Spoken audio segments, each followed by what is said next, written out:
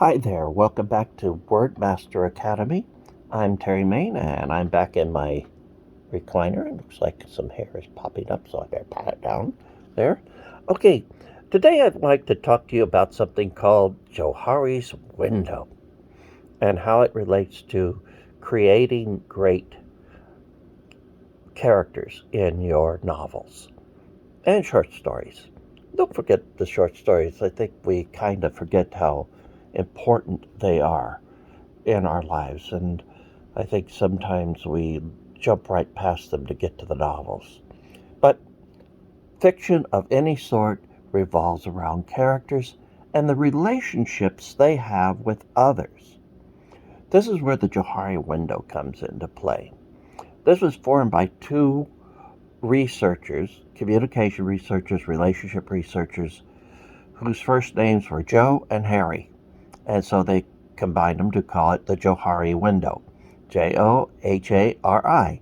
Sounds real exotic. It's really just two guys named Joe and Harry that named it. So, what is the Johari Window? Well, the Johari Window is really a 2x2 grid. The top part of it is based on things that are known or not known about us by others.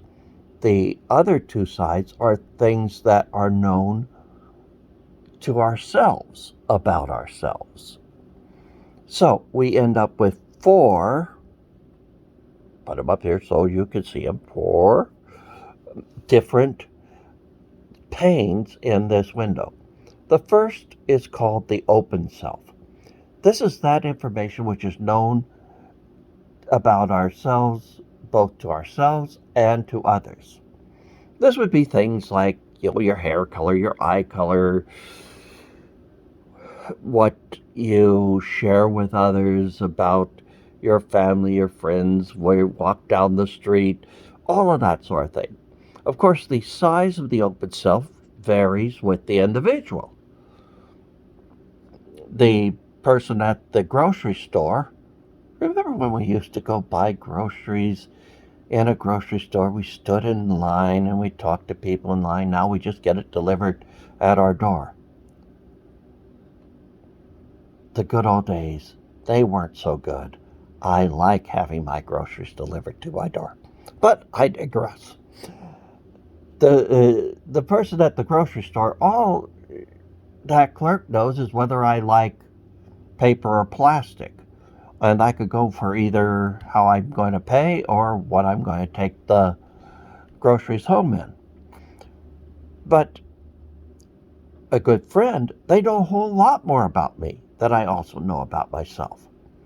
So ask yourself about your characters and the interactions they have with others. How large is that open self? People generally with a larger open self, particularly with people that they know and who know them, are likely to have more honest and realistic relationships. Those with smaller open selves are going to have trouble in those relationships. Also, if you look at how people relate to each other, if one is very open and the other is not, that's going to cause some issues as well. So that's the first one of these, things known to yourself and to others. The second part is things that are known to others about you that are not known to yourself. Now, let's take a very silly example. You have been eating and you have a bit of spinach stuck to your chin. And someone keeps looking at you and you wonder why they're looking at you. That's something that's known to them, but is not known to yourself until they say, hey, you got a piece of spinach stuck to your chin. Now it becomes part of the open self. Now, sometimes things about ourselves are known to others that are of more significance. For instance, I might not know that about myself that I tend to be overly harsh when I get angry. I may not think about that at all. I may think that I'm being plain spoken when in fact I'm being rude. But it can also be good things. I might think that I don't play the piano very well, but somebody else says, hey, yes, you do play the piano pretty good. So a lot of times we don't know some things about ourselves that other people know about us. Again, think about your characters. Are there things that people know about this character that they themselves are blind to? This is called the blind self because of that. Now, the third type of self is called the hidden self. These are things known to me but not known to other people. When I've been teaching about relationships in my interpersonal communication classes, I often would say that you can never develop a relationship that is deeper than your most closely held secret.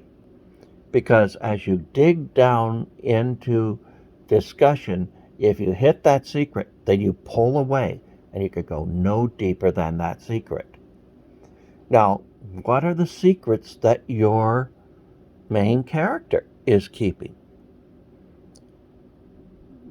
Were they arrested as a teenager for joyriding? Are they married and never bother getting a divorce? Are they secretly planning to do you in? Whatever it is, think about the secrets. Think about how highly guarded those secrets are. Now, some people, again, are going to be privy to more secrets than others. For instance, I might know one person that I tell my deepest, darkest secrets to. And I'm going to feel incredibly betrayed if they tell them to others. So that's the hidden self. What are your characters keeping hidden? The fourth type of self is the unknown self. And this is stuff that is not known to yourself or to others that are in your story or in your life. Now, one way of looking at this in real life might be things that you might have repressed. For instance, someone might have repressed the fact that they were abused as a child. They might be, uh, they might just be unaware of that, or maybe it is that they were adopted as a young uh, child, have no memory of their birth parents, and were never told they were adopted. So that's something that they don't know about themselves. Nobody in their lives know about themselves. But what happens if that becomes known either to themselves or to others? There's a plot twist for you. So when you're looking at your characters, ask yourself in each relationship, what is the open self like?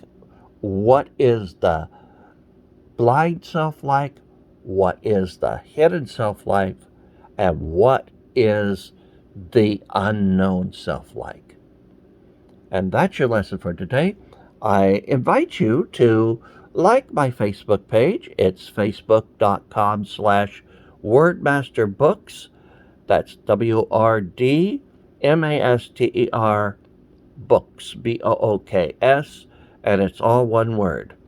And I'll see you again tomorrow with another edition of Wordmaster Academy. Bye.